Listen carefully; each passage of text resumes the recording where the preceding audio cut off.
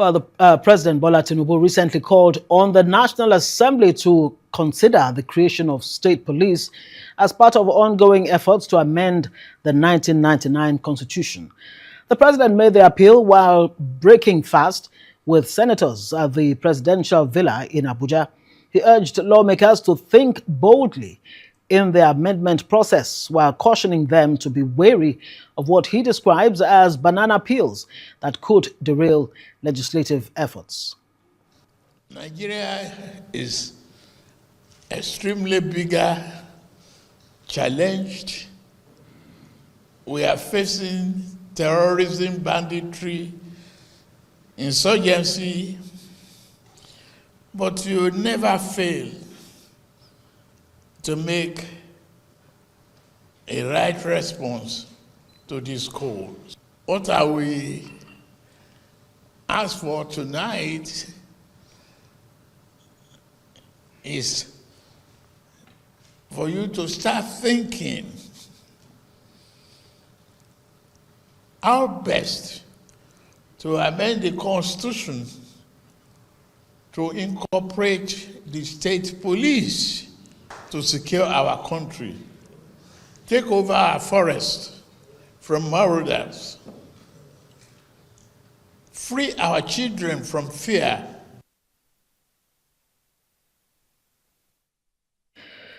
Well, the president there, Bola Tinubu, making a case again for state police. Well, for more on the clamor for state police and why it seems some governors appear reluctant to make it happen. I'm joined now by Dr. Charles Omole. He's the Director General, Institute for Police and Security Policy Research. Thank you very much for joining us. Good to see you. Thank you. Thanks for having me. Again and again, we hear the president make that case for state police. It almost seems like we're just paying lip service to the idea of state police. But the concept of state policing is not new in Nigeria, is it? No, it's not. Let's lay a foundation in terms of the history. Well, I mean, the colonial masters actually started what we call the local native police. Up until 1960, we had what we call the Nigeria Police Force, which is like the federal police. At independence. At independence. And also we had what we call the local native police. Right. The local native police was because you have local native authorities. So the whole idea is local native police, we have local native authority, we have local native police to enforce their rules, while you have the national police enforcing the national rule. Now, the challenge with that is in 1962, after the first election took place, and in the Western region, then the Action Group won the election, and the then Minister for Local Government Affairs, the then Honorable Obafemi Awolowo, decided to do a tour of all the local governments in the Western region. And then he immediately saw the challenges with the local native police. Lack of uniformity, the ranking system was different from one to the other. The whole thing was just a mess. So the decision was made that I think there was a new law that was now brought in 1965, 1955. A new law was brought in, and then that led to the 1960 independence. Now, at independence, the regional governments now decided, hold on a second, we don't have anything. So they decided to go ahead to establish their own regional police. So we have three layers after that. So we have the federal police, the regional police, and the local native police.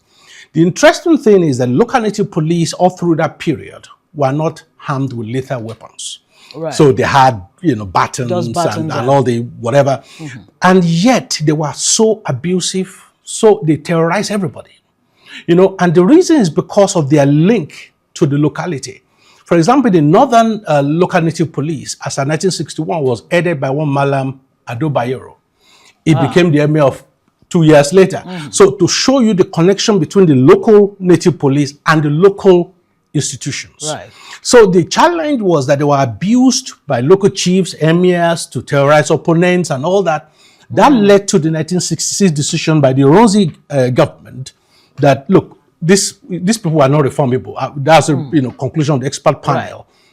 And then the decision was made to centralize policing. It was done by 1968 in the Western region. Then it was done in the Northern region by 1970. Thanks for laying that background. We'll take a short break and come back and continue this conversation. Welcome back, everyone. You're watching News Night with me, Ngozi Alebu. Before I went on that break, I was discussing with Dr. Charles Omole of the DG Institute for Police and Security Policy Research. And he laid the foundation. Of course, thank you very much for staying with us. You've laid the foundation, the history. And there's no need to ask you why state police was scrapped, because, I mean, before I went on that break, you actually, put it out there, how it was abused. Definitely. So now, what exactly can be done differently if we were really to agree to go ahead with state police? And secondly, again, why does it seem like state governors are not too welcoming of the idea of state police? Well, you see, for state police to work, now there are certain guardrails that need to be put in place. Right. Somebody said, if you don't learn from history, you repeat history. And I think it would be a shame for us to repeat history. From 1999, all the leadership team of Nigerian Police Force I know have always been against state police. Now, some are simply because they don't want to change. Some have genuine fears, part of which I've just explained. Because if you look at the 1966 report of the commission put together by Ironzi, if you change 1966 and put 2026, it's like you read exactly what's happening. Exactly. Right. So all the accusations we have against police right now existed then. So the issue now about why some governors are for it, why some governors are against it, is partly cost. Let me explain. You see, in 1966, when the decision was, as at 1966, we had the 3 tiers of policing. Then we also had regional prisons and federal prisons. Right. So when the decision was made to centralize the police, the decision was also made to centralize prisons. So by 1970, we now have one federal prison service. So if we are going back to state police, states must now establish their own prisons. And it will come at a cost. It will come at a cost. Right. Because if I've committed a state crime, and 95% of crimes in Nigeria are state crimes, and I'm prosecuted by state police, you can't send me to federal prison. Right. So states will now have to build their own prison. That's cost to it. Cost not just of infrastructure, but also cost of feeding prisoners. Right now, states don't pay anything for that because everything's absorbed by the federal prison service. So that's a cost. There's a cost to the wider criminal justice system. So it's not just the cost of employing police officers. So some are afraid, hold on a second, there's no fiscal devolution yet. Where are we going to find the funds to absorb all this? And that is a genuine fear. So state police can happen, but certain guardrails have to be put in place. Let's talk about that. For example, part of the challenge with the local native police, it was that, history, if you check history, in Kaduna, when they were being trained, the northern local native police were being trained, the instruction was in Hausa language. When somebody was sent to Borno, and the Borno people were sent to Kaduna, and they refused to be trained in Hausa, that's not our language. Right. And then you now find that some of the local native police were being disproportionately favored by certain tribes. So in other words, the federal character principle that exists nationally will have to exist on the state level.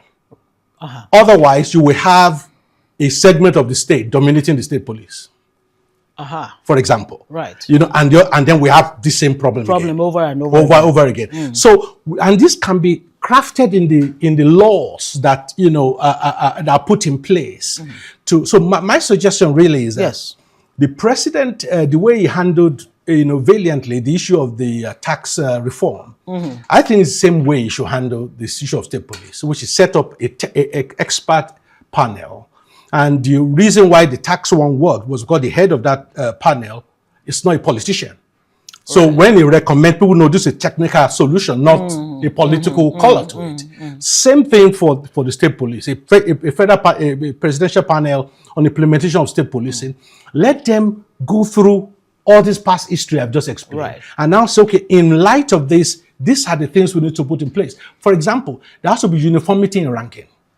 across the states. You don't want a sergeant in state A to be equivalent to inspector in state B. Elsewhere. There has to be the kind of equipment, weapons they can hold at the state level. You know, there has to be, you know, in terms of training, what kind of training, can you give them? What's the protocol of relationship between the state police and the federal police? Right. What kind of crime, what role would the federal police be playing, for example? And bear in mind also, I mean, there are 3 layers or so, or 3 types of crimes, both in Nigeria and globally: national, international, transnational crimes. Can they be addressed by state police? Terrorism, for example, kidnapping, cybercrime, and all of that. No. And when you consider that countries like Britain, where we inherited, system from, they are moving away from state police to a more centralized That is one. correct. Yeah. That's correct. Yes. I mean, yes, currently in England, they have about 43 constabularies. Exactly. They're trying to reduce that by at least half and then create a federal FBI kind of police. So they are going the opposite direction. Yeah. So, and what that tells you is that there is no policing system that is a magic bullet. You know, you just have to adapt to what suits you as a nation. So there are countries that have devolved that works. I mean, so part of what needs to be put in place, for example, is each state, there has to be criteria each state must meet before they have their own police. Like what? Yeah. For example, how you, even something as basic, how do you store your crime data? There has to be interoperability between state A and state B. We don't want to have 36 different policing systems, in Nigeria, and then A can't talk to B. Right. You know, so a lot of technical details need to be worked out. It can happen. I understand the president's sentiment that we need state police. Yes. And to be quite frank with you, given what I know, I think is the only direction to go. The first place to start would be to put it in the constitution. Wouldn't that be the case? Yes, that we have to be changed. No, even the legal framework is more complicated than people think. Oh, okay. Changing constitution, Right. then there are laws that will need to be repealed, there are new laws that will need to be written. It's a whole, It's a lot. and I don't see it happening in the next two to 2.5 years. Oh my. Dr. Charles Omole, DG Institute for Police and Security Policy Research. Thank you very much for joining us. And Thanks for of having course, me. your insights always reliable.